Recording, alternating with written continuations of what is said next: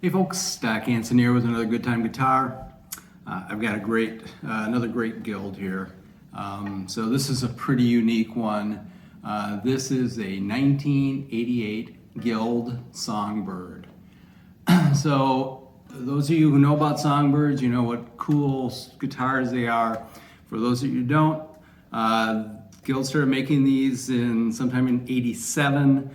This is an early '88, so probably one of the first ones, relatively first ones that they made.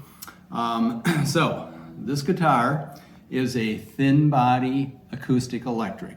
How they made these bodies is they took a solid piece of mahogany, routed out the inside for the bottom and the sides, a solid piece of Sitka spruce on the top with X bracing, rosewood bridge, rosewood fretboard, mahogany neck,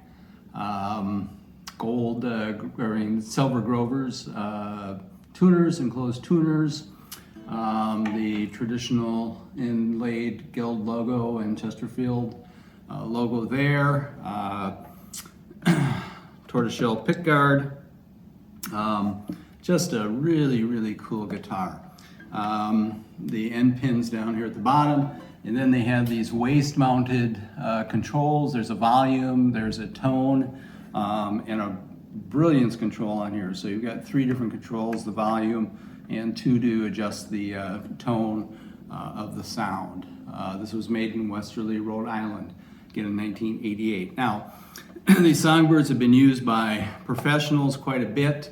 Actually, Eric Clapton and Mark Knopfler both played in '88 Songbird on some recordings that are out there. Barry Gibbs from the Bee Gees famously played Blue Songbird, a little later version of the Songbird on a lot of the Saturday Night Live or Saturday Night Fever recordings. He played a Songbird. So, don't know a lot about this guitar other than when I bought it, the electronics weren't working properly. There was a short in there. I started working on them and found that there was a fault in the piezo pickup, undersaddle pickup. So I replaced the piezo pickup, soldered it into the electronics. Sounds great. No hum, no feedback. Sounds really, really solid through an amplifier. Now, you can play these guitars without amplification.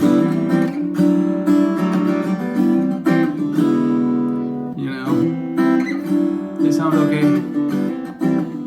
I've seen posts from people that say, they play this kind of as their practice guitar on the couch because it's not very loud, but it has great action.